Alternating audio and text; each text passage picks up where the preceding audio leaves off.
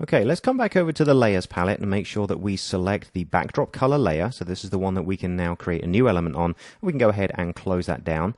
Let's go back also into preview mode by pressing Command Y or Control Y on the PC, and we're going to zoom up on our flyer graphic down here in the lower corner because I want to show you one of my favorite options for creating an evenly divided object. So basically a grid, but in separate shapes, and it's very, very easy to do.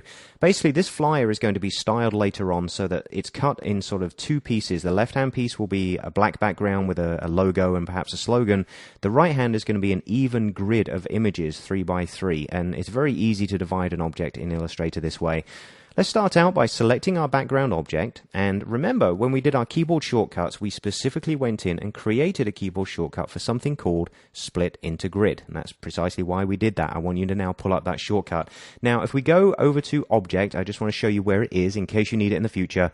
Go to object and down to path and you'll see split into grid. There's the shortcut that we applied earlier. Shift, Command and Option, or Shift Control Alt on the PC and G, okay?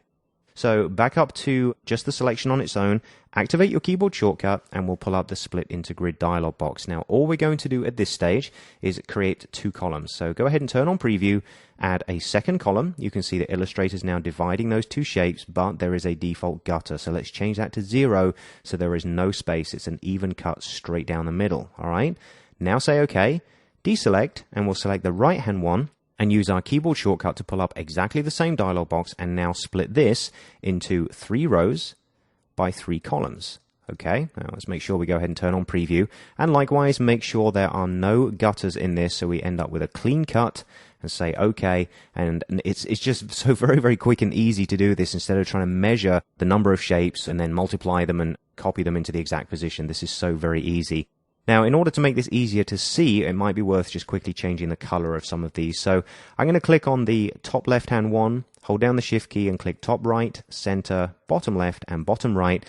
And we'll come over into the color palette and just slightly increase their shade of black. And we can do the same with the remainders, the top center, the middle left, bottom, and middle right. Okay, and we'll maybe make those a shade lighter, in fact.